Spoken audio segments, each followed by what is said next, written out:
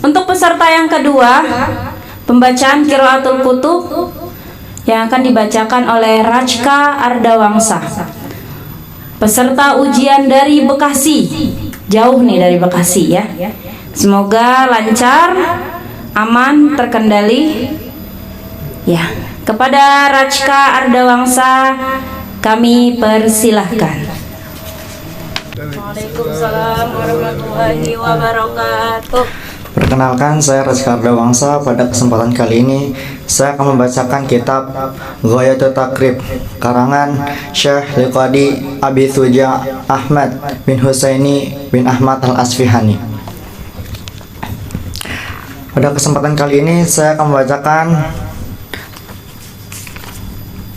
tentang Faslun Juludul Maitati, yaitu fasal yang menjelaskan tentang kulitnya bangkai. Yang kedua adalah faslun wala yajuzu isti'malu awani zahabi wal fiddati, pasal yang menjelaskan bahwa kita tidak boleh menggunakan wadah yang terbuat dari emas dan perak. Yang ketiga adalah faslun wasiwaku, pasal yang menjelaskan tentang bersiwak. Dan yang keempat adalah faslun furudul wudu'i, pasal yang menjelaskan tentang fardunya wudu. Bismillahirrahmanirrahim. Faslun ay hadza, bermula ini, yaitu faslun, pasal. Wa juludul maitati, bermula kulitnya bangkai, yaitu tathuru, bisa suci apa bangkai, bidibagi, dengan cara disamak, illa, kecuali, jildal kalbi, kulitnya anjing, wal khinziri, dan babi.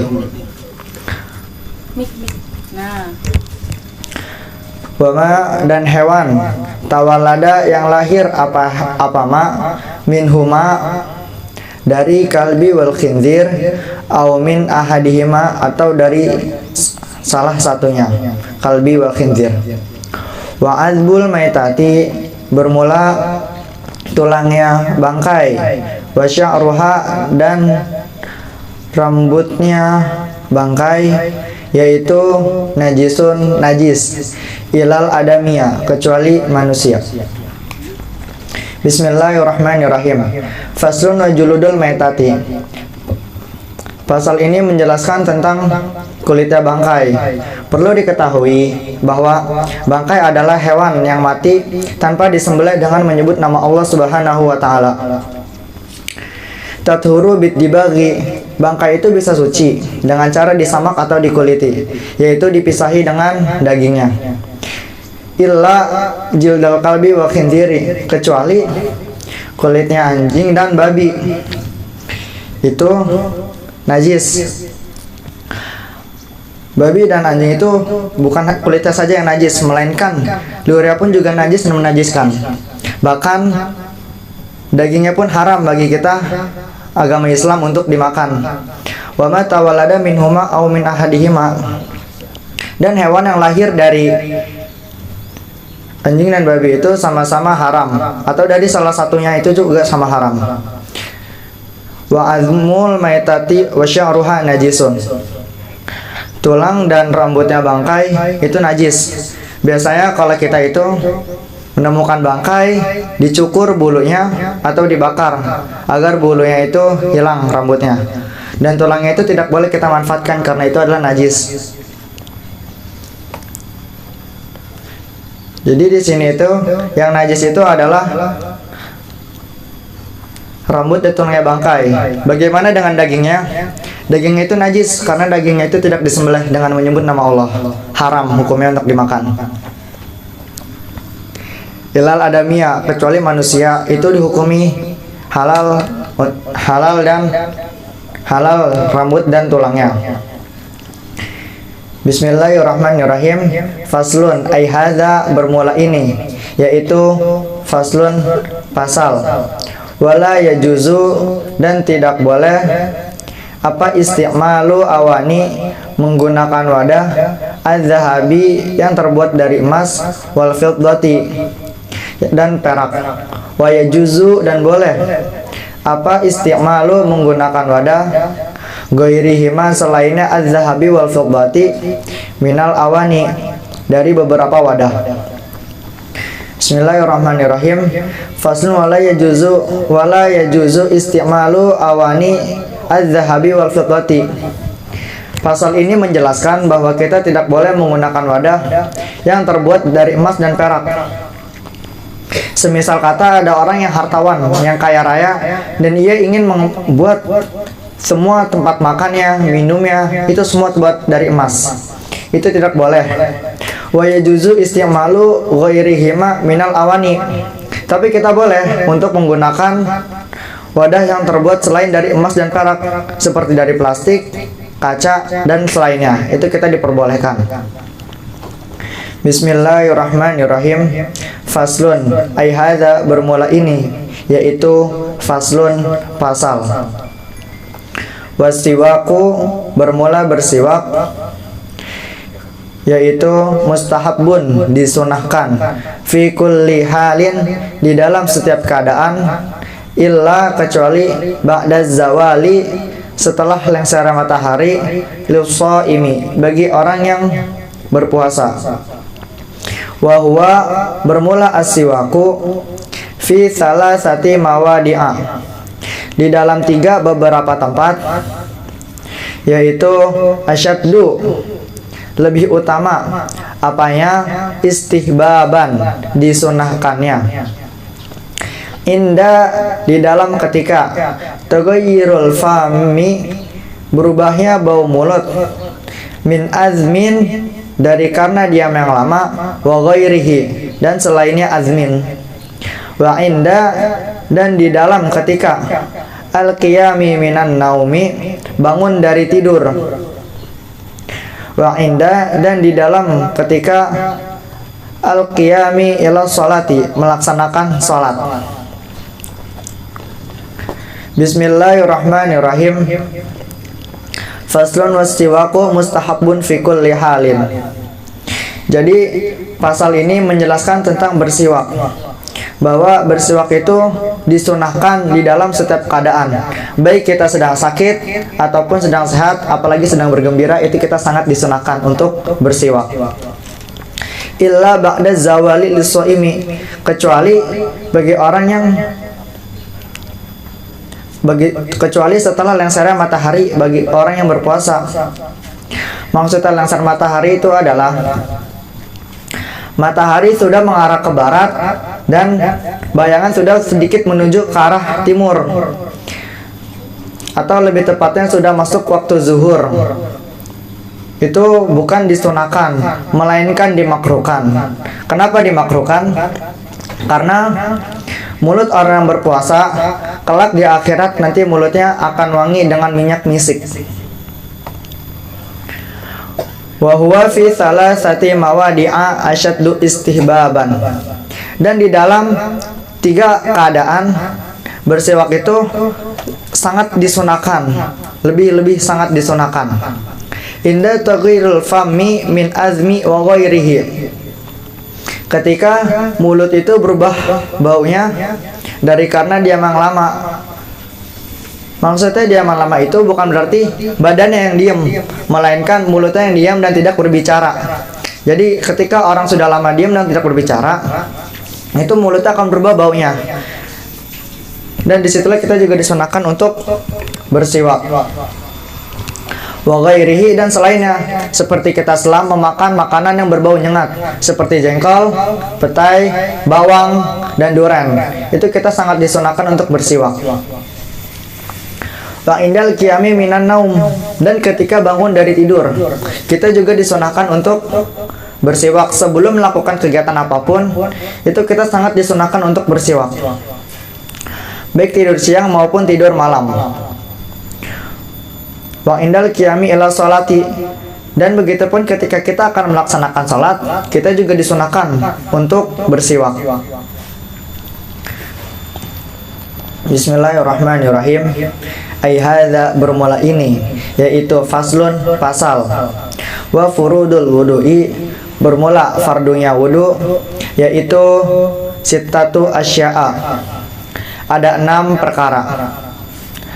Rupanya an-niyatu niat inda ghuslil wajhi ketika membasuh wajah, wa ghuslul wajhi dan membasuh wajah, wa ghuslul yadaini dan membasuh kedua tangan, ila mirfaqaini sampai dengan kedua sikut, wa mashu dan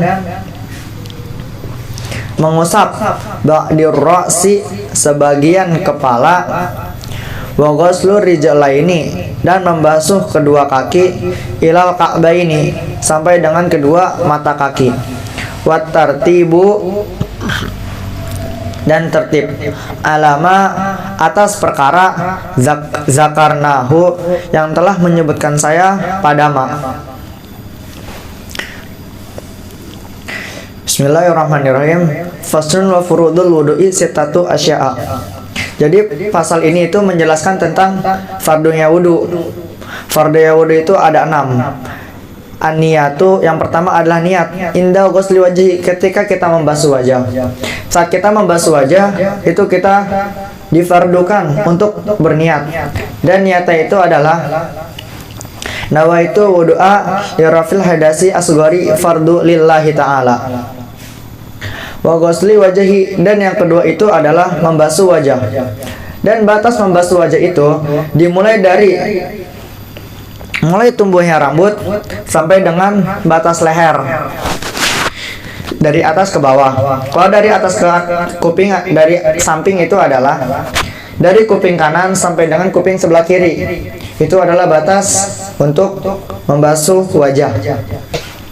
Wa ghuslu yadaini ila mirfaqaini. Dan yang ketiga itu adalah membasuh kedua tangan sampai dengan kedua sikut. Itu fardu hukumnya untuk dibasuh semuanya. Bahkan kita diwajibkan untuk melebihkannya, melebihi dari sikut. Wa masu ba'dir rasi. Dan yang kelima itu adalah dan yang keempat itu adalah membasuh sebagian rambut kepala. Kita disunahkan untuk membasuh sebagian rambut kepala. Wa ghuslu rijlaini ilal ka'baini. Dan yang kelima itu adalah membasuh kedua kaki sampai dengan kedua mata kaki. Itu kita diwajibkan. Kita difardukan untuk membasuh kedua kaki sampai dengan mata kaki. Bahkan lebih utamanya itu melebihi mata kaki. Itu kita harus semuanya dibasuh, sela-sela jarinya semuanya. Wa tartibu, dan yang terakhir yang keenam, wa tartibu alama zakarnahu. Itu adalah tertib berurutan, dimulai dari niat, terus membasuh wajah, membasuh kedua tangan, mengusap sebagian kepala, dan membasuh kedua kaki. Itu kita difardukan, tertib berurutan. Wa sunanuhu, bermula sunnahnya wudu, yaitu asyaratu asya'a, ada 10 perkara. Rupanya at-tasmiyatu, membaca bismillah, wa ghusl kafaini, dan membasuh kedua telapak tangan, qabla idkhalihimal ina'a, sebelum memasukkan kafaini pada wadah, wal madmatu, dan berkumur-kumur, wal istinsyaku, dan memasukkan air ke dalam hidung, wa mashu, dan mengusap jami'ir ra'si, seluruh rambut kepala, wa masul udhunaini, dan mengusap kedua telinga, zahirihima, baik luarnya, wa batinihima, dan dalamnya, udhunaini, bima'in jadidin, dengan air yang baru, wa takhlilul lihyati, dan menyela-nyelai jenggot, al-kasati, yang tebal, wa takhlilu, dan menyela-nyelai asabi'il yadaini, sela-sela jari tangan, warijlaini, dan jari kaki, wa taqdimu, dan mendahulukan al-yumna, anggota yang kanan, alal yusra, atas anggota yang kiri, wa taharatu, dan bersuci, salasan 3 kali, wal muwalatu, dan terus menerus. Bismillahirrahmanirrahim. Wa sunanuhu asyaratu asya'a. Dan yang selanjutnya itu adalah menjelaskan tentang sunnah-sunnahnya berwudu. Dan sunnah-sunnahnya berwudu itu ada 10. Yang pertama itu adalah at-tasmiyatu, membaca bismillah. Jadi sebelum kita berniat itu kita disunahkan untuk membaca bismillah. Karena segala sesuatu yang tidak dimulai dengan menggunakan bismillah itu kurang barokahnya. Wa ghaslul kafaini qabla idkhalihimal ina'a. Dan membasuh kedua telapak tangan sebelum memasukkan air ke dalam wadah. Maksudnya adalah ini ketika berwudu di dalam sebuah kolam yang banyak atau lebih dari 2 kulak. Sebelum kita memasukkan tangan ke dalam wadah, itu kita disunahkan untuk membasuhnya dulu dengan gayung atau dengan yang lainnya. Wal madhamatu, dan yang ketiga itu adalah berkumur-kumur. Wal istinsyaku, dan memasukkan air ke dalam hidung. Wa mashu jami'ir ra'si, dan yang kelima itu adalah membasuh seluruh rambut kepala. Itu kita disunahkan. Wa masul udhunaini dhahirihima wa batinihima bima'in jadidin. Dan yang keenam itu adalah membasuh kedua telinga, baik dalamnya maupun luarnya, dengan air yang baru. Kadang orang itu berwudu, sebagian orang itu berwudu saat membasuh sebagian rambut kepala itu langsung ke kuping. Itu tidak boleh. Jadi kita harus mengambil lagi dengan air yang baru. Wa takhlilul lihiyati al-qassati, dan menyelai-nyelai jenggot yang tebal bagi yang punya janggut. Wa takhlilul asabi'il yadaini wa rijlaini, dan menyela-nyelai seluruh jari tangan dan jari kaki, itu semua di sela-selanya itu di sela-selai. Wa taqdimul yumna 'alal yusra, dan mendahulukan anggota yang kanan atas anggota yang kiri. Wa taharatu salasan, dan melakukan itu sebanyak 3 kali. 3 kali. Wal mualatu, dan terus menerus. Jadi dilakukan saat kita berwudu. Saat kita berwudu itu dilakukan secara terus menerus, berkelanjutan. Dari saya cukup sekian. Kurang lebih mohon maaf. Semoga apa yang saya sampaikan dapat bermanfaat untuk kita semua. Wallahumma fiqil aqwami tarik. Wassalamualaikum warahmatullahi wabarakatuh.